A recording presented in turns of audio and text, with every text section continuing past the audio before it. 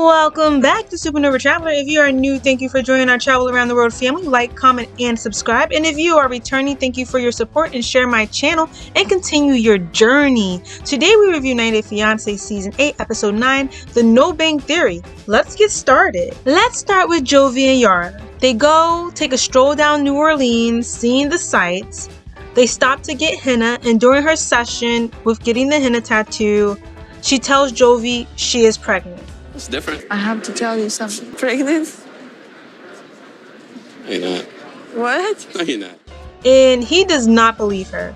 And apparently she has made this joke before.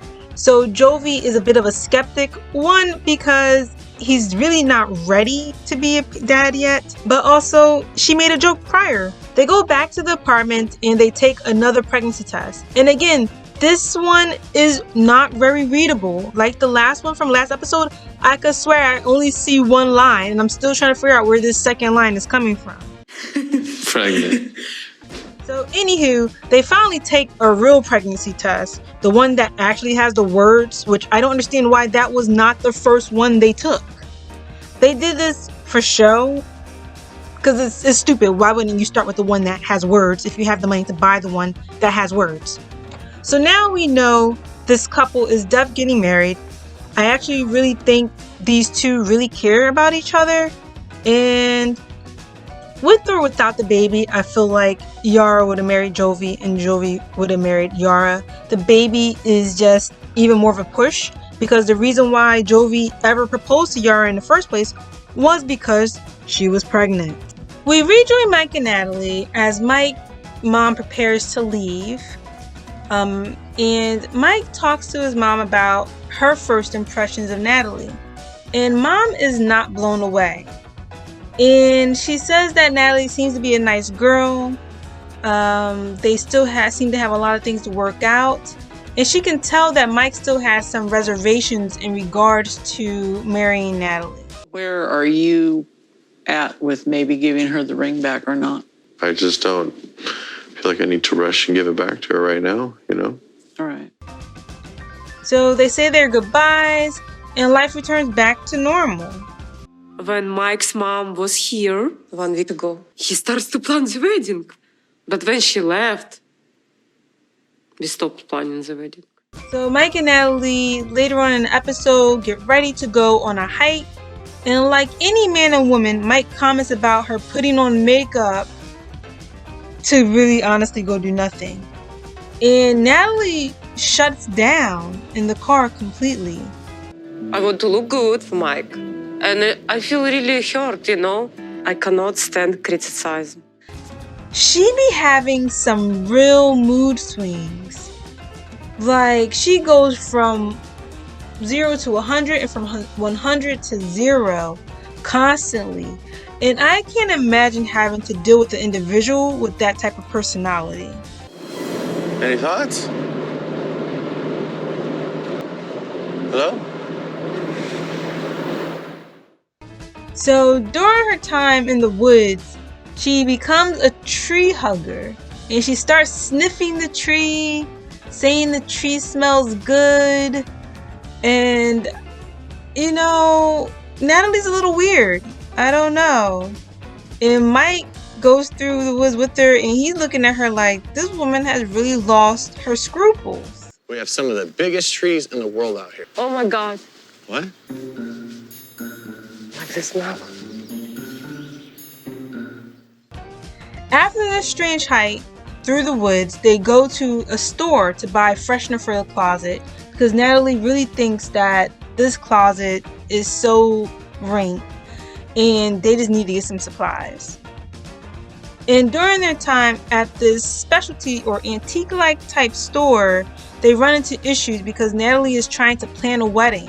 When Michael doesn't feel like talking about planning our wedding, I feel that I might not have wedding at all. And the problem with the communication between Natalie and Mike is that Mike didn't choose a wedding date because he wants to marry Natalie. He chose a wedding date as a precaution. He wanted Natalie's family to be able to come to the US, have a reason to come to the US. But he didn't say he's actually going to marry Natalie. It was just so that they can get their visas done and they have a status of expectation to possibly be married on April 3rd. He basically did it to shut Natalie up. But Natalie is running with that date and trying to make all these big plans. But the thing is that Mike still has not actually chosen her. Our next couple is Rebecca and Zied. And honestly, their storyline is starting to annoy me. Every scene that they do is pretty much set up and staged. None of it's natural. I don't understand why they keep talking about this ex, like talk about a redundant story. I'm so tired about everyone talk about ex Rebecca. They're so boring to watch. We basically meet up with them and they're unpacking nothing. There's still no furniture. I doubt they have a bed frame yet. And Rebecca has her friend coming over, the PI, who probably fired her because she wasn't doing her job very well. And the PI basically starts to grill Zied. And it's like every individual is different. Like, white lady, do you want me to come up to you and say that you own slaves? Like, he's a completely different person than the ex. Okay, I am Arabic too, like ex-Rebecca. Me and Jim not in one country. I am Tunisian man. Not that I think Zied is amazing, but let's move on from it. And I think most 90 Day Fiancé watchers are really getting bored with how they're staging the scenes so heavily now. Anywho, they bring up the ex and how he used to live in the same building. And Zied, I don't know, maybe you're acting, maybe you're not. But why would you even care or get upset about that? I don't care if ex-Rebecca still here before with Rebecca. I don't care. I am with Rebecca now. This is my time. It's a house. You have to live somewhere that's affordable. Who cares? It's a building. And Rebecca, when Zied finds out and he breathes a little heavy, this woman starts to cry. What are you crying about? Are you 40, 50 years old or are you 10? Like, what? You're too old to be crying. You've been through too many marriages to be crying. You have whole children. Why are you crying? Because this man is a little upset that he's living in the same building as an ex. He's lucky he has a place to live. Look, I just don't like their storyline. I'm really about tired of this story. And I kind of just want to move on. Another thing that I don't even like about Rebecca's friend, because one, she's too into people's business and asking dumb questions. And two, she starts asking Zied about his family life and how he feels about them and how they're doing. And how are your parents and your sister with you moving? Your parents and your sister. Your mother and father? Yeah. she, instead of giving him time to translate and think what he wants to say in his head, she keeps asking him the same question as if he's an idiot or something. The boy speaks English. Let him talk. Give him a moment to think. Yeah, I understand. Yeah. What about you, Rebecca's friend? What about you go learn to speak Arabic and then you can talk to him in Arabic so you don't have to feel so impatient about waiting for his answer. We join our next couple, Tariq and Hazel, as they shop for women and discuss some ground rules. I'm looking for a hot girl. A hot girl for me is brown girl. In order to not cause any conflict, Tariq wants Hazel to take charge of making the relationship rules in regards to their triangle of love. What's gonna be the rules? What my plan is what you like, I'm gonna follow. For Tariq, he doesn't really need to have a girlfriend, but it's what Hazel wants to explore. And both of them have agreed that no matter what, their relationship comes first. Ari is not going to ever see this, be a part of it, hear about it, anything. She's going to be totally shut off and sheltered from this, or it's not happening.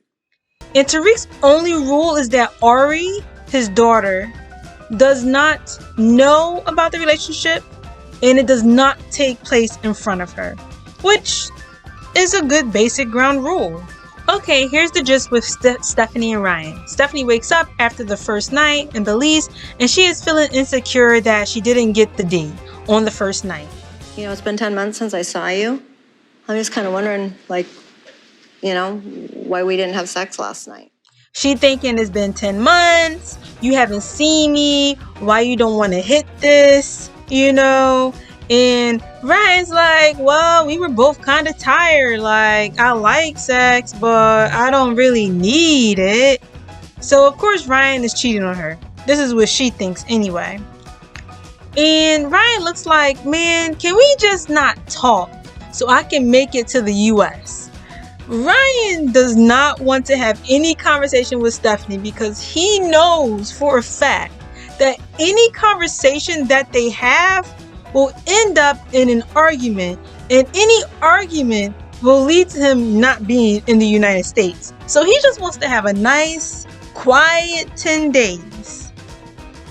Moreover, Stephanie is an annoying lover. Like, why are we rehashing stuff that happened 3-4 years ago? Like, if it was that traumatizing, you should have left. I mean, it's been so long since you've made me feel special, you know? So I had him come, and he spent the night with me that night. I already know it. So they're in bed, obviously, and Stephanie brings up that Ryan texted some girl 4 years ago that he was going to go visit her in Cancun, which he never did. And that is when she cheated on him with his cousin. And I'm just sitting there like, why are we on television right now rehashing a conversation that happened 4 years ago? If every time you go to Belize you check his phone and you haven't seen any evidence since, what is this conversation about, Stephanie? What is it about? Anywho, they keep rehashing it. So Stephanie finally, discloses to Ryan that when they had their argument and it was officially over, the same exact night, she let his cousin come over and have sex with him. And Ryan's like, I already knew that. Like, I had people at the hotel that saw you with him, and it wasn't me going in your room, so who would be needing to go in your room? So Ryan, looking all really flat, says he knows, is pretending that he's not upset about it and trying to comfort Stephanie in regards to what she did. But Ryan is just trying to get to the United States. Ryan don't care about nothing but the United States, and he has the luckiest way here. A woman that has money, that wants to spend the money on him, and all he has to do is be quiet for a little while longer so he can get access. That's it. Yeah. Another would be Serbia and trying again out there. Our next couple, Andrew and Amira. Andrew is talking trash, straight up blasphemy about going to Serbia. Okay, everyone knows that I don't really like Andrew. This time, maybe due to editing, I am taking no one's side because Andrew gave the option to wait it out, and yet she is considering going to Serbia to try again. It is my conjecture that Amira is into fashion and makeup, and she is thinking that by marrying Andrew and coming on 90 Day Fiancé, that she will launch an acting, makeup, or modeling career. This is just my theory. This is the only logical explanation as to why she would meet up with her friend Xavier and waste his time on television to discuss this heinous plan. Her friend, unbeknownst to him, gives her sound advice, asking why is she following Andrew like he is some god. Xavier, don't waste your breath.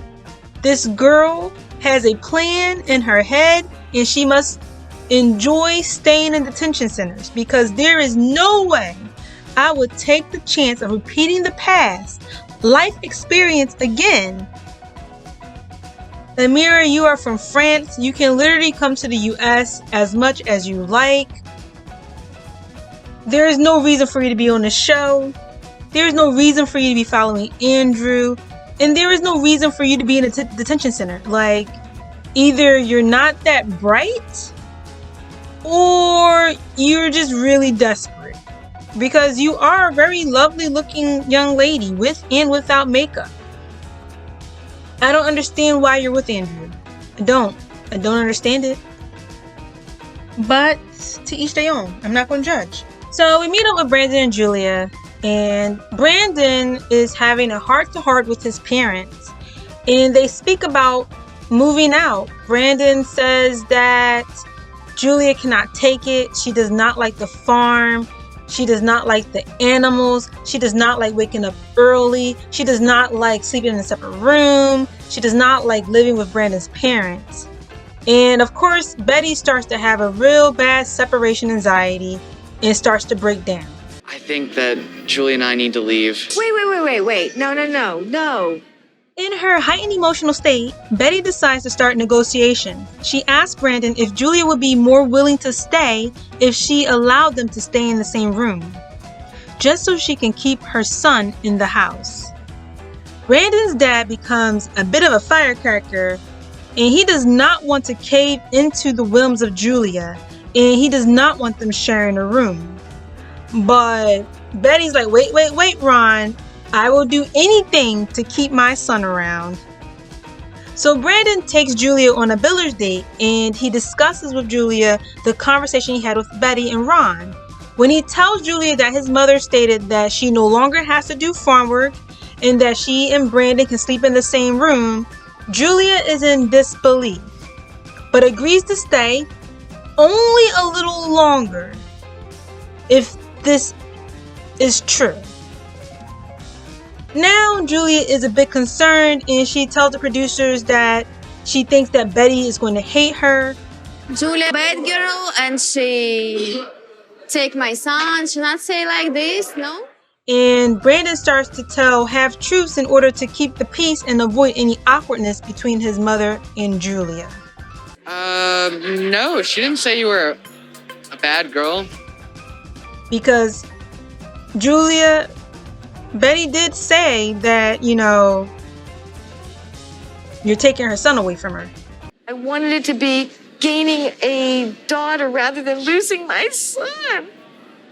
Well, that is it. Thank you for joining me for another installment of 90 Day Fiancé, Season 8, Episode 9. I'm all caught up. I think the Heavens 10 did not come on last week. And I'm going to see if I can try to start watching Married at First Sight. I haven't watched an episode. I haven't watched any other people's reviews. But I'm hearing that it is a doozy. So I really want to get started.